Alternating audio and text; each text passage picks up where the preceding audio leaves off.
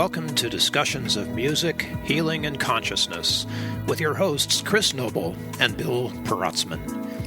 On this podcast, Chris and I offer a spontaneous, ongoing conversation about how music is intertwined with healing and consciousness. We hope this podcast will cultivate your knowledge and curiosity, inspire your own study and practice of the musical and healing arts, and that your contribution to advancing world consciousness will be satisfying for you and transformative to those around you. Let's get started.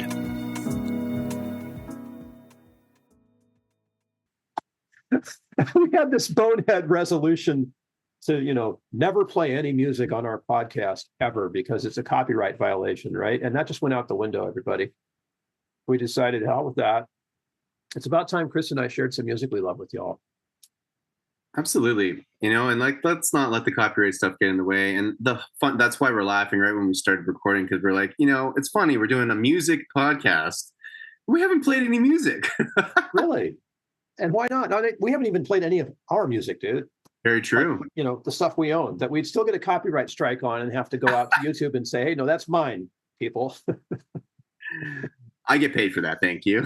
Yes. And if you listen to it, you're helping me. So helping me earn my $23 a year. Yeah. Oh my God. Right? Yeah. But we're excited to share this with you folks because, we have a lot of music on our heart, of course. And I know that's the core of Mr. Bill Perotzman's music morphic business. It's all about the music on your heart, and it's all about the power that brings us. And we all know how much a certain song can do anything, whether it's bring you to tears immediately, bring you to dancing and joy immediately, and everything else in between. That's the beauty and power of music, right? Absolutely. I know the song that you're going to share has been with you for a long time, which is unique because the one I'll share hasn't been. Mine's relatively new. Yours is in there. So tell us a little bit about what you'd like to share with us. Absolutely. And so the song that I'm going to share today is by one of my all-time favorite composers, Max Richter. And the song is called Horizon Variations. It's off his, in my opinion, his best album, although that's tough. And we all have our favorite artists. I mean, we usually have a couple albums that are all kind of up there. But the Blue Notebooks was the first album that I really got into his, I feel like, just transcendental, gorgeous, highly emotional music. And I've always been a lover of film and the music in film, and his music is extremely cinematic. It is, isn't it? Yeah. It is. And it's used in so many films. Some of his more famous songs, the one I'm going to play today is a little lesser known, but on that same album, there's definitely songs that I feel most of you listening have absolutely heard his music, because I can't tell you the amount of times I've been watching a movie and one of his songs creeps in. He didn't even write it for the film, of course. It's just that his music is so cinematic and emotional and tells such a story that, lots of films would benefit having his music, and they do. And they do. And they do. So it's, when I first listened to it, I think I heard his music at a coffee shop I used to go to with my dad when I was like 13, 14 years old. And I remember once hearing it, and whatever conversation was happening dissolved immediately. And I was just in the piano and the beauty. Right. Again, my core instrument is piano. And at that time, I was still learning piano and loving that journey, and just hearing such a beautiful piano piece, but with texture and atmosphere that you're going to hear soon. That there's just something about it. It wasn't he's technically in the genre of neoclassical, which just means the newer age of classical music. I kind of like to call classical / neoclassical music it's cinematic music. It's cinematic, visual. It's very visual. It's visual. It's usually without vocal, and it's usually just a story with instruments, and it just takes you on a journey. And I just found that so powerful. So it's a very short song. It's like less than 2 minutes. But for myself personally, every time I would hear this song, it would bring me such deep sadness, but in how in that way where we kind of like the sadness, and there's a release of something that is satisfying, very cathartic. That's the word I want. Cathartic. That's the word. Yes, cathartic. And especially as a hormonal teenager, going through, she doesn't love me anymore, or no one understands me, or what the heck am I doing in my life, or name a thing that you're freaking out about at that age, understandably, plus with 1,000 other hormones going on. Believe it or not, this was some of the music that I really leaned on outside of the more typical things we love as teenagers, which are a bit more, let's say, aggressive energy. Yeah, yeah. This was the energy of my depth of my emotions. Like it really, this kind of music, like I love my like heavy rock and roll and hip hop and rap and all that as well. But this kind of music for me was the stuff where I was just in the depths of my emotions and I just needed to feel. This is what I would put on, and it brought me so much solace. And later in life, it would still, it moves me emotionally every time. And when I was doing some acting and working in film a bit more in front of the camera, I knew I remember one moment once I was on an indie film set and I was playing a character that had a lead moment in this particular shot. And I had to be mourning the death of my wife. And it was this like really intense scene. And so it was a very chaotic set. And I wasn't really feeling like I was in the zone or anything. So I went into a quiet space, put my headphones on, just listened to this minute and 50-second piece of music. It dropped me so quickly into that emotional place. Went on set, shot the scene, nailed it, no problem. And so that's the power of music, everybody. So I guess that's my little preamble before we listen here. Before we listen, Horizon Variations, Max Richter. Okay, here we go. Here we go. See you in 1 minute and 52 seconds.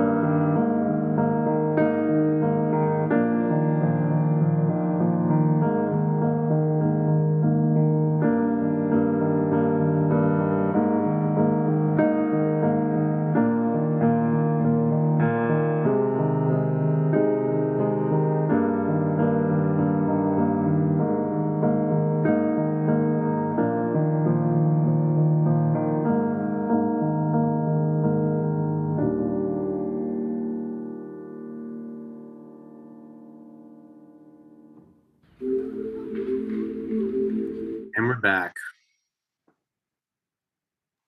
Yeah. I'll trim the overlap. Well, that's okay. I mean, is what it is. But yeah, that it's simple. It's nothing like it's not like doesn't impress. It's not like crazy impressive per se. It's just I don't know. There's something about it. But it is crazy impressive. I mean, is it virtuosic? Is it whiz bang wow? It doesn't. That's not its point. Yeah. It wants to just sort of mind you. Just be there and hold you for a couple minutes. That's what it does, right? I totally got that. And first listen, I haven't heard this before. So your setup was perfect for that. The one question I had as I was listening to the music was, have you ever played it? I have. Yeah, I think when I was much younger, I figured that one out just by listening. Just by listening. That's what I liked about Max Richter as well, is that he is more minimalism in his approach to writing almost always.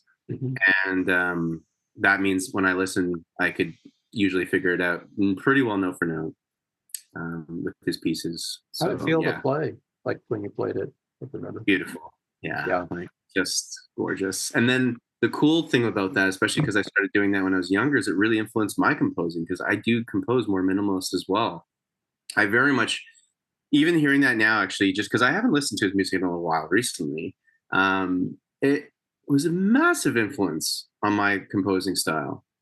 And even though I'm more in the electronic music realm, I still love a solo piano piece. You know, I'll write a whole bunch of different stuff. And when it comes to solo piano, I typically will be in that vibe of what you just heard is Yeah. what I kind of write. So Max Richter was massive for me. It's true. I can hear that in your work. Thank you. Like I can hear the through line, the influences come through, right? which is great fun, you know, exploring people's influences. If you can get them to talk about it I guess I'll say it. Listening to like Rick Beato's podcast, where he talks to people about their influences, if they're composers or musicians, it's fascinating to me to understand, you know.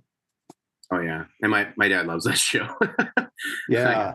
I go visit home. He's like, "Did you check out this episode of Rick Beato?" He loves it because it's such a great. You're right. Like people love to know what the great musicians were. What did they like? What were they thinking when they created these iconic pieces that we love? Right. Yes. And they were influenced by what they loved, and it's just this ongoing cycle, and it's beautiful.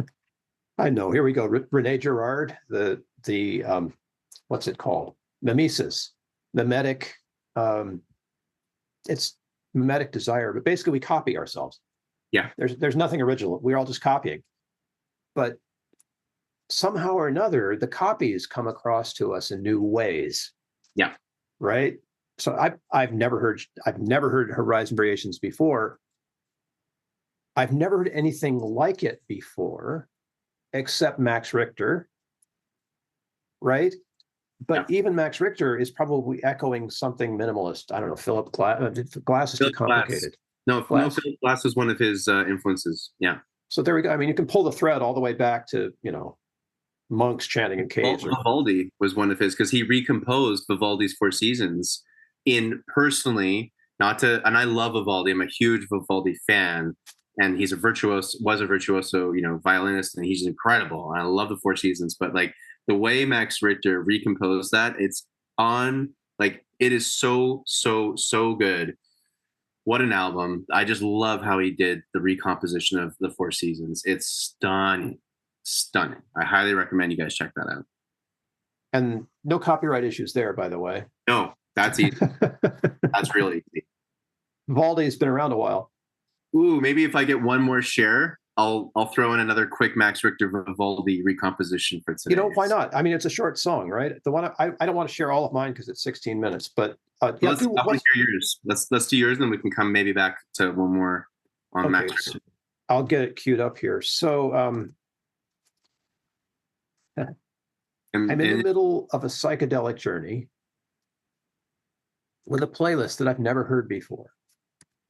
And the whole way along, I'm thinking to myself, while I can still think, after this is over, I should probably get this playlist from the guide so I have access to it, right? And then all the thoughts just went away. Good. And it was about being completely immersed in this music, which I can thankfully have the playlist. But something happened, and you know how Spotify can take you to a place, and then if you run out of music, it goes into like Spotify radio based on whatever was on that you'd played before. Yeah. Well, that happened, and I'm never going to get that stuff back. So I've got the core playlist, but I haven't got what happened later. The song is called Ferrum, Ferrum, ferrum, like ferrous oxide, iron. Yeah. And the composer is Chihei Hatakeyama, who is, I'm going to guess, Japanese. But the remarkable thing about it is that this is a piece about textures and with instruments that I think he has created, like electronic instruments he's created. So in terms of the normal way that music happens, the beginning and a middle and an end, it's gone. Mm-hmm. In terms of melody, it's gone. In terms of rhythm, there isn't any. There's a pulse, but everything that I thought that I knew about music disappears in this music that I'm going to play for you. It's just gone. It doesn't exist. And you're left with this swirl of harmony and color and how things are moving from background to foreground and listen with headphones because you won't get it if you're listening on like a computer or something. You've got to have the spatial awareness. But it was such a fantastic moment for me. And I don't remember any other feeling more pronounced than awe Mm. in the face of this music. It was awesome. Every sense of the word. Yeah. In every sense of the word. So if you want to listen to it online, we'll put links so you guys can find this stuff. I don't know if this is on YouTube, but we'll find YouTube links because they're easy. If we can't, we'll make Spotify happen. The song's 16 minutes. I'm not going to play all 16 because, well, it's a long song. And I don't know, I'll do a 3, 5, something, it's representative, but you can get lost in this. Don't know what genre or style to call it, man. It blew me so far out of the norm that maybe I've sent it up too far. No, I love it. So I'm so intrigued. Let's take a listen and you DJ it. I trust. We'll play it. I'll just feels right. Fade it out at some point. Okay, so here we are, Ferrum by Chihei Hatakeyama. Hmm.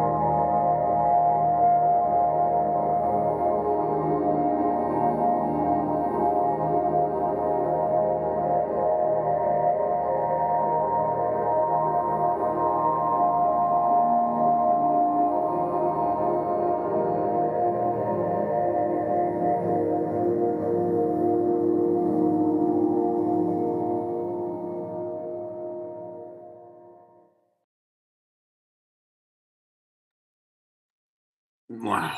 Is that crazy or what? So yes, and I know that piece. It's so interesting. I knew the name. I was like, oh, I know a piece the same name, but the way you're describing it, I was like, I don't know if it's the same one. The second you played it, I was like, yeah. So I have a playlist on Spotify called Healing Frequencies in Music or something. I forget what it's titled. Yeah. And I play this playlist every day because I meditate towards it to it in the morning. If I take my kind of meditative baths, which I do a couple times in the week, that's playing the whole time, and so on and so forth. That song is a part of that playlist, so it'll just come in as a part of it. And it's one of my favorites. It's so beautiful. Do you have the sense that, like, after a few minutes, you can't figure it out anymore, and you just have to give it up and let it be. Oh yeah, it's time. It's like there's a timelessness to it. Like you Yeah. really, I feel like I'm either in like the waters of almost like the womb or something, or the opposite of like the waters of the cosmos, or like Yes. in this like vast, timeless, like it's like you're in infinity or something. Yeah. You've transcended time and space. It's incredible. It's I beautiful. have that sense of being and floating in the ether as well with Yeah, it. Just like the music of the Spheres. If it sounded like that, wouldn't surprise me. yeah, yeah. And you know how I am about mono frequencies and all of that. So here's this guy, he's unafraid to let all the frequencies in. And there are, well, I mean, the fundamentals, there must be, I don't know, a dozen notes happening at once if there are notes in there. But he somehow has managed to amplify the overtones and include the beats. If you listen to this with headphones, you'll hear the yeah. There's no rhythm to it, but there's a varying kind of binaural beat that happens based on the frequencies he's chosen. And I don't know how he magnifies the overtones and harmonics, but he does that too. And Do you get there's like a couple of sounds he's got that evolve very slowly, like yes, like these long, yes, like almost like a filter effect, or tweaking the resonance or something with the synth yes. so slowly. Oh, It's just gorgeous, man. and just about the time you think you've figured out everything, how harmonically it's all holding together, he introduces another kind of a pedal tone that changes the harmonic structure, or one of the upper voices will move, or there'll be a duet all of a sudden where there wasn't one before, like one voice splits with the same sound or the same instrument or whatever it is, but now it's making two notes instead of just one. It's a blend of also soundscape and texture, which is non-musical. With there's like a woo or something in that pitch. There's a note. There's definitely melody somewhere. Not melody in the traditional sense, but like there's a note. And yeah, there's definitely harmonics. Like I could probably pick a key, sort of maybe that it might even be in. But there's so much soundscape and just sound that blends. Just The visual on this might be lying on your back out in northern somewhere watching the northern lights. yes, yeah. I'm not sure if even that's a good enough visual. What if you're in the Northern Lights? Like, Yes, you're part of them. yeah. Yeah, just being in them. I can see. Have you ever, like on a summer night when you can do this, just laid outside where there's no ambient light, you can see the stars, and depending on whether you focus, you can see certain stars come closer or recede. Yes. And then they start to move. You're looking at one, and it's like all of a sudden it comes closer. It's like that experience is kind of like the imaginative visual of what Ferrum feels like to listen to. Oh. But at the time when I first heard it, all I could do was weep because it's just overwhelming. It's like, oh my gosh, I know nothing, and this music is way beyond beautiful. And just like how do you even write that? Yeah, and sustain it. And I love how it just sort of appears out of nowhere, like it's been going on, and we're just dropping in right now to hear 16 minutes of it because it fades away the same way. It doesn't begin, it doesn't end. It's just again, it's like eternity. It's like that concept. There's no beginning or end, right? Yeah. It just is. It just is. And that's what that song, I feel like it encaptures. I remember, how do you think about this? Music can capture the ineffable. yes. How else would you capture that concept of infinity, which already doesn't make sense to our logical brains? Yet in this piece, you're kind of like, that's what it would sound like. Yes. Aren't there there's probably more than one poet who's reached a place where they say, I have no words for this. I can't describe this anymore.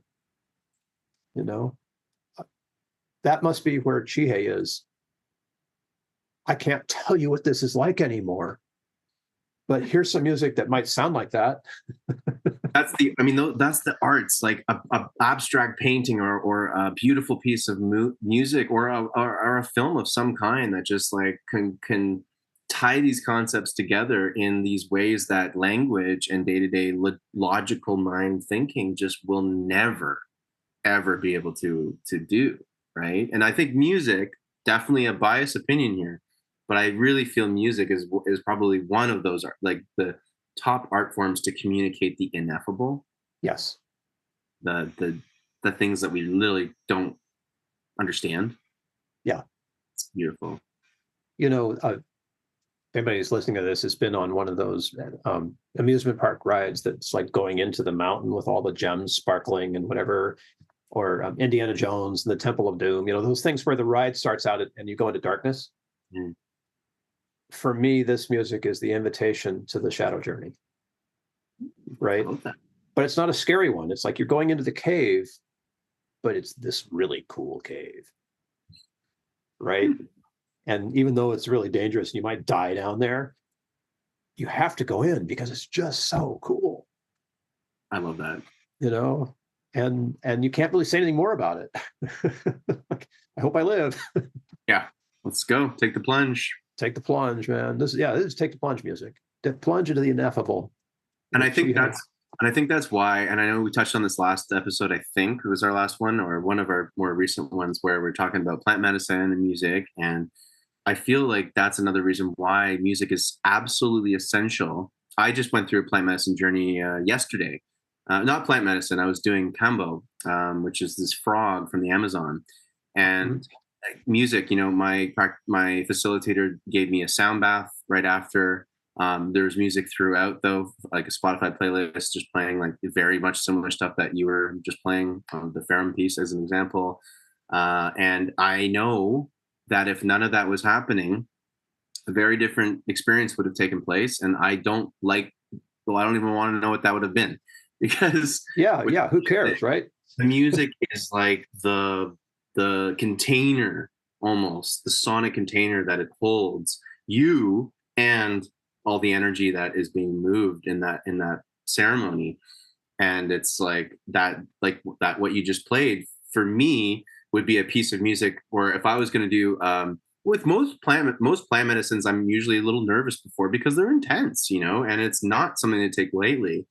And you need a lot of respect towards these medicines. And hearing a piece of music like that, especially during a more challenging part of a journey, that's like my safety net. You know, that's the music that gives me the sense of comfort and safety, but also like, let's take the jump, you know, let's take the plunge and let's go on this journey, into the shadow, but it's into the unknown. And that is scary, but that's where you get all the gems and the gold, right?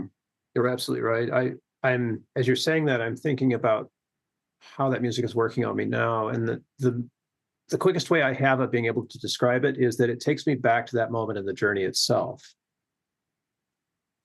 where this awareness began to dawn on me. And I don't mean I just remember that.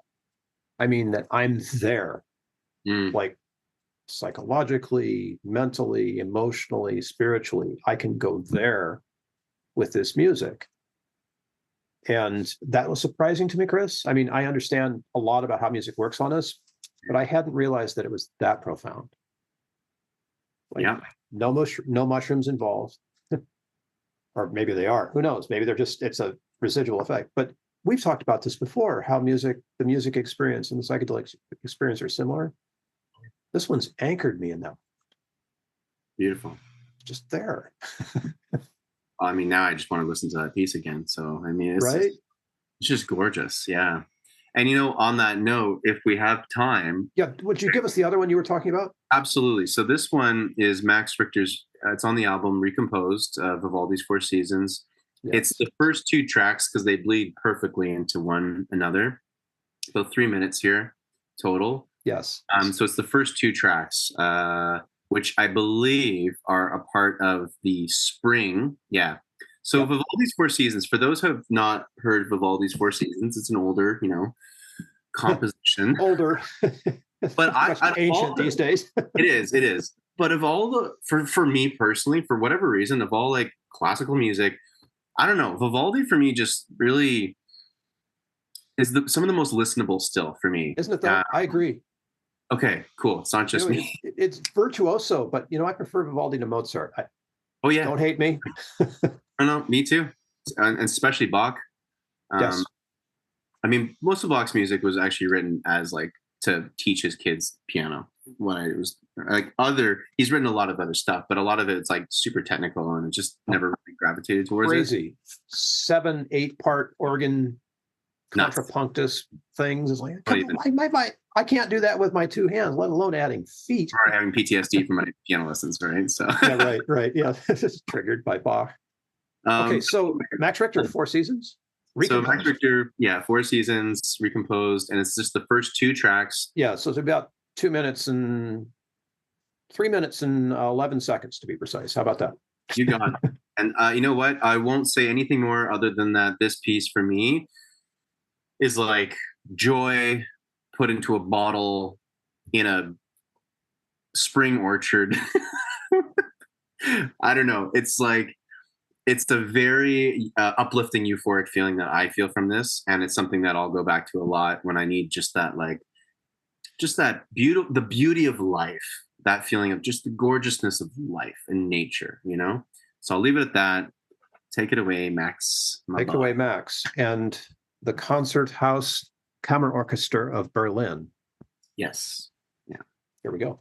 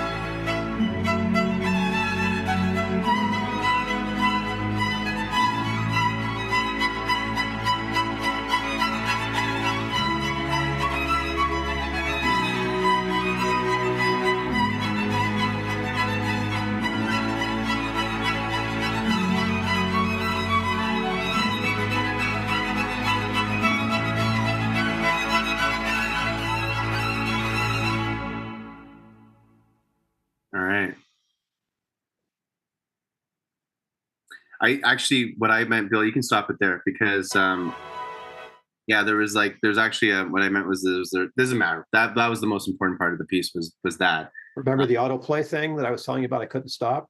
Yeah. Well, now it's working, and I wanted it to go on to the next 42 seconds after that beautiful. The thing was, I think the order that you're looking at, it doesn't matter for the sake of the podcast, but because that's the song right there, everybody that's listening and watching, that's the song. There's a 42-second intro. It doesn't come after though; it's actually before that. It came out backwards here. Yeah, it's not that's all good. Okay. So basically, like that song was like my spring, if you will, because that's the season out of the 4 seasons, right? That's one of the songs in the spring section. So that's what Vivaldi did with the 4 seasons, right? You got spring, summer, fall, winter, and he wrote several pieces that represented each part of the year. And I feel like, again, listen to this album. Listen, I recommend, especially if you're newer to classical music and a little, I don't really like classical. That's why Max Richter is great, because neoclassical is a lot more people now, like it's way more modernized, basically. Yeah. And so he's done the same thing to Vivaldi's Four Seasons. So it makes it even more listenable, in my opinion, for the modern ear and the modern audience. So go ahead, listen to his version of the Four Seasons, I recommend, and then see how the different seasons feel when you hear them, because I feel like he just nails it. Because that song, I'm like, that is spring. Like, I feel like things are blooming, and the way he makes the violin sound like birds, to me, I feel like it's like bird calls, like chip, chip, chip, chip, chip, chip, chip, chip, chip, chip, chip, chip. You know, like they're just communicating, like I hear in the morning when I wake up and the birds are outside doing their songs. I'm just like, how did you capture that with the violin so beautifully? And one of the violinists that's on this particular recording, Daniel Hope, he's he's one of the main. I saw him live at Kerner Hall back in Toronto many years ago, and that concert was one of my. This is the thing. So you're gonna love this, Bill. When I go to see classical music and any kind of orchestration, there's a lot of old tradition that go with seeing and experiencing those concerts. Like, they're very much usually not amplified, which is awesome because that's the beauty of the orchestra. But part of that too is there's a very upper class, hoity-toity, hush hush. Oh yeah. Oh man, it's a very prevalent for anyone that's been to see an orchestra and seen like live quote unquote classical music perform. There is a very specific way in which you are an audience and receive the music. And it's very like it's absolutely dead silent the whole time, which I understand to degrees. I totally get that. But then I don't know, for me, because I love this music, and when I saw Daniel Hope this happen, where I almost got kicked out of the show a couple of times because I was so loving it. And sometimes he would just do these things on the violin where I'm like, my mind is being blown. It's like watching a guitar solo, and I can't help but be like, "Whoa!" Yes. Woo! I just wanted to, I couldn't help but applaud like some of the amazing things that he was doing, and I was not allowed to do that. Yeah, it interferes with their idea of ritual, I think. Yeah, and to degrees, I get that when it's really silent and you want to hear the dynamics of that soft, quiet part. I understand. Don't interrupt it with a big woo, But I don't know. Like, I'm appreciating his amazing craftsmanship, and I'm pretty sure Mr. Hope would be fine with that. And I think he liked it because I think he heard me. Probably everybody heard you. Everyone heard me. That's why I almost got kicked out. And yes, right. It's always been amazing to me how such incredible artistry happens in stunned silence. Mm. You cannot let it out, right? Although, truth be told, who is it? Gustavo Dudamel, who I found out is no longer the conductor at the LA Philharmonic, is now the conductor at the New York Philharmonic. Oh. So go Gustavo. But anyway, there's video of him in Bolivia or someplace with an orchestra doing West Side Story, music for West Side Story, and everybody in the place is standing. The audience is standing. They're dancing. The trombones are all moving in unison, right? The trumpets, and it's like a high school marching band, and it is electric. Look for it on YouTube. Maybe I'll find it and post it and share it. Great. But so go young generation of conductors who are able to get classical music in front of us. Yeah. In ways that we can really experience instead of just having to sit in stunned silence while it happens. Yeah. Right. Love it. Yeah, 100%. And it's also the new composers too, right? Absolutely. It's the Olafur Arnolds. When I saw Olafur Arnolds in the same concert hall that I see my orchestras, his concert is one of my top 5 of all time for sure. And wow, like same idea, like the energy and just the like, and it's still very much classical. He's got his quartet with him. He's got 2 pianos that are completely AI computerized driven, that he's playing from a MIDI keyboard that it's like unreal. But then he's playing real piano too. And it's just like this whole, he's got electronic beats still as well happening in some of the songs. So it's a new world for classical music, but I still think there's so much beauty in that kind of music that, like, I'm glad there's these new energies coming in to revamp it for the modern age.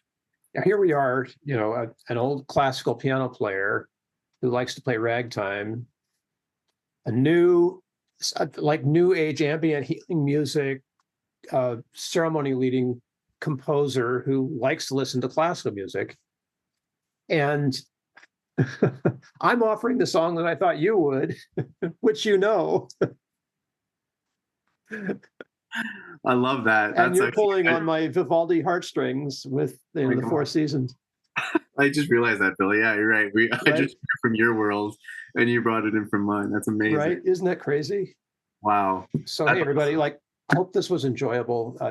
Reach out to us if you want to hear us play and comment on things. It's kind of not our show, but we'd be happy to do that. If there's a piece of music that you like and want to share and get our response to, happy to do reaction videos. Not the bad ones, but maybe response. We'll happy to do response videos. There we go. And we love, if you have suggestions for what kind of episodes you'd like to hear, and topics you might want us to dive into, definitely let us know, because we would love to craft more of these episodes for your listening joy and fulfillment. So that's what we're also here for. As much as we get a lot out of doing this just for pure joy, as we have been since day one, it is also for you, beautiful people watching and listening, right? So let us know. Yes. What would you like to hear? And we'll definitely take a listen to that and keep going on this journey. Definitely. Well, and hey, make it funny if you've got anything you want us to respond to that's humorous. Yeah. We often get so stuck in our music that we forget that, Vivaldi's Four Seasons. How can you not get enjoyment out of that, right? Sometimes music is so somber and, it's healing music. Well, playing a kazoo can be healing too. So yeah, anything is really. Drop it on us and we'll see what we can do with it.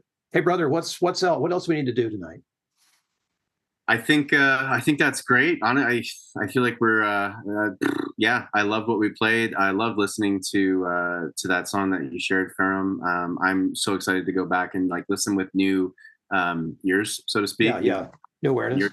What you explained and what you got from it. I'm like, I've always loved that piece, but I didn't have that experience that you had. And now I'm like, I want to listen and see, to tap into Bill's energy and experience on that and see where I could go maybe in that journey with that song. Yeah, so, the same thing with Horizon Variations. I got that same thing. I got to go back to that. Yeah. It's this little gem. I got to go back to that and listen to that a few more times and just be with that and see if I can be guided by your energy and direction from your response through it. I love it. Yeah. And audience, feel free to do the same thing, from what we did today. And again, this is again, more on, I think, your side of things, Bill, where we are so encouraging you guys and gals watching this to, what's your music? Like you saw what we did today. What are your equivalents? What are your equivalents of the songs that are just so on your heart, so dear to you, and the songs that you feel in a way can maybe transform you in a very, very quick couple of seconds, minutes, where we clearly have been, we get transformed every time we listen to these pieces we shared with you today. So let us know what those pieces are. We'd love to hear. Definitely. That's Chris Noble from, the amazing Ancient Mysteries Unearthed podcast, discussions of music, healing, and consciousness. Thank you. And currently transforming Canada with sound healing. Yeah, my amazing co-host, Bill Protzman, transforming the United States. Yeah, we got this, man. We're coming for you. We got it, North America, man. We got you. Gotcha. Thank you all for listening, for being with us, enjoying this little ride, and we'll see you again next time on Discussions of Music, Healing, and Consciousness. There we go. I got the plug in. Oh. Aho.